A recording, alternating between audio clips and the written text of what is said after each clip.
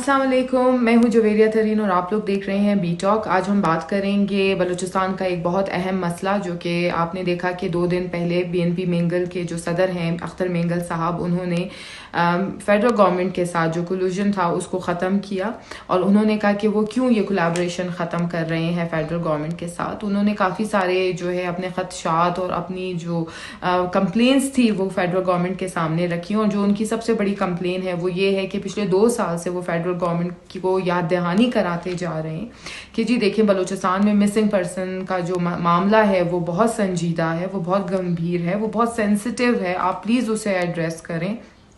हमने देखा पिछले कुछ दहाइयों से बलूचिस्तान में बहुत सारे ऑपरेशंस हुए और उसमें हमने देखा कि बहुत सारे लोग जो हैं वो मायूस हुए हैं फेडरल गवर्नमेंट से। और वो अख्तर मेंगल साहब ये चाहते हैं कि अब ये वक्त आ चुका है कि बलूचिस्तान के लोगों की वो महरूमियाँ और वो जो परेशानियाँ हैं, जो वो गम हैं, दुख हैं, उनको ख़त्म किया जाए। और अख्तर मेंगल साहब ने फेडरल गवर्नमेंट से रिक्वेस्ट की और उन्होंने पहले भी बहुत दफ़ा उनको कहा कि जी मिसिंग पर्सन का ये जो मामला है इसको एड्रेस किया जाए, क्योंकि हम देख रहे हैं पिछले 1 हफ्ते से बलूचिस्तान में ये मिसिंग पर्सन का मामला फिर एक आग की तरह जो है ना वो आग की तरह फैल रहा है। लोग जो हैं बाहर निकल रहे हैं, प्रोटेस्ट कर रहे हैं। हमने देखा कि 1 हफ्ते पहले हसीबा बलोच नामी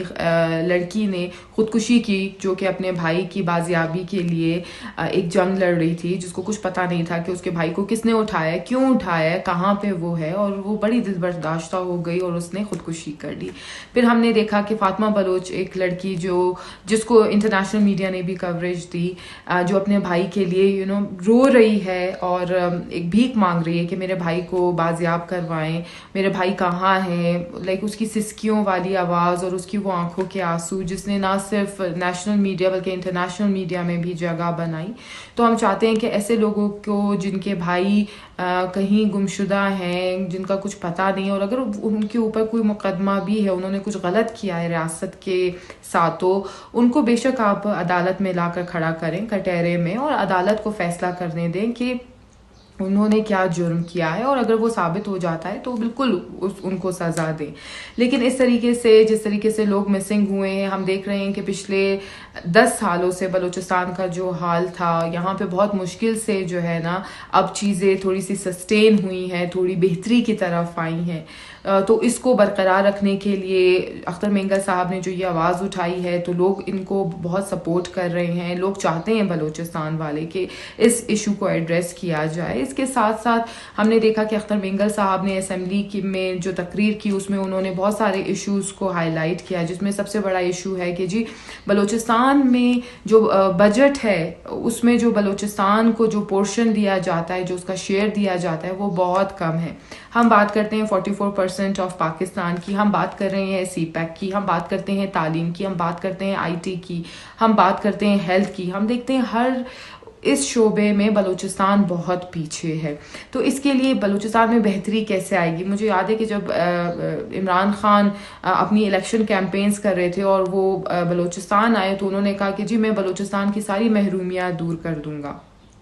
तो अख्तर मेंगल साहब यही सारी चीज़ें उनको याद दिला रहे हैं इमरान खान साहब को कि जी वो जो आपने कमिटमेंट्स किए थे, आपने जो प्रॉमिस किया था बलूचिस्तान के साथ, वो कहाँ है। हम देखते हैं कि जी 1-1.5 हफ्ते पहले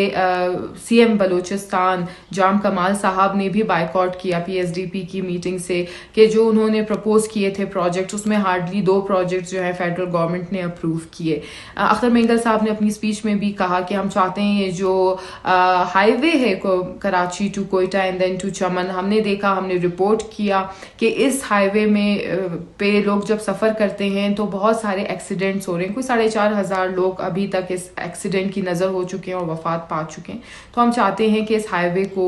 डबल रूट किया जाए, डबल रोड्स बनाए जाएं, ताकि ट्रैफिक जो इस तरफ की ट्रैफिक है वो इसी तरफ रहे, जो उधर से ट्रैफिक आ रही है वो दूसरी तरफ से जाए, दोनों सेपरेट रोड्स हों। उसको भी PSDP का हिस्सा नहीं बनाया गया। इसके साथ साथ एजुकेशन बहुत कम हो गया है, हेल्थ के फंड्स को और बजट को बहुत रिड्यूस किया गया है। تو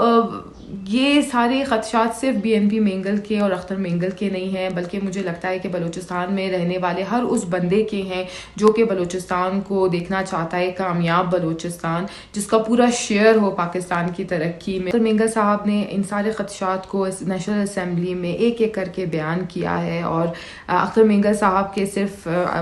محسوس ایسا ہو رہا ہے بلوچستان کی فضا کو دیکھ کے کہ یہ صرف اختر مینگل صاحب کے جذبات نہیں ہیں، ان کی وہ محرومی جو انہوں نے وہاں پہ ایڈریس کی، صرف ان کی کوئی پولیٹیکل سٹینڈ نہیں ہے، بلکہ یہ بلوچستان کا ہر بندہ چاہتا ہے کہ بلوچستان کو ترقی میں ایسے ہی پلیٹ فارم ملنا چاہیے، اتنے ہی مواقع ملنے چاہیے جیسے کہ پنجاب میں، سندھ میں KPK والوں کو ملتے ہیں، اور مسنگ پرسن کا معاملہ حل ہونا چاہیے۔ اس میں پاکستان کی بقا ہے، جو کہ انٹرنیشنل پروپیگنڈا ہم دیکھتے ہیں جب ہم باہر ٹریول کرتے ہیں، اور ہم فیل کرتے ہیں کہ جی باہر جو ہے ملکوں میں بلوچستان کے اس مسنگ پرسنس کو کتنا مینیپولیٹ کیا جا رہا ہے اور کتنے اگینسٹ یوز کیا جاتا ہے پاکستان کے خلاف۔ تو یہ ایک بہت اچھا موقع ہے، گورنمنٹ کو چاہیے، فیڈرل گورنمنٹ کو چاہیے کہ وہ اختر مینگل صاحب کے ان سارے خدشات کو دور کریں، اور جو بھی لوگ ہیں جس نے بھی اٹھایا ہے، اگر ان لوگوں نے جو ہے کنٹری کے خلاف، ملک کے خلاف اگر کوئی ایسا کام کیا ہے تو لوگوں کو بتایا جائے، ان کے خلاف کیسز ہوں، ان کو عدالت میں پیش کیا جائے، تاکہ یہ جو محرومی ہے اس کو دور کیا جائے، کیونکہ اب انٹرنیٹ کا زمانہ ہے، اب ہم ایک گلوبل ولیج میں رہتے ہیں۔ اس طرح کے ایشوز کو جب ہم سوشل میڈیا پہ دیکھتے ہیں تو ہمیں بڑی تکلیف ہوتی ہے۔ ہم چاہتے ہیں کہ فیڈرل گورنمنٹ، عمران خان کی گورنمنٹ جو ہے وہ اس کو ایڈریس کرے، اور اس کو ایڈریس کرنا اب ایک بہت، وہ کہتے ہیں نا کہ it's the need of the time, بہت ضروری ہو گیا ہے، اور اس کو سالو کیے بغیر بلوچستان کی جو وہ ایکویژن ہے وہ سالو نہیں ہوگی۔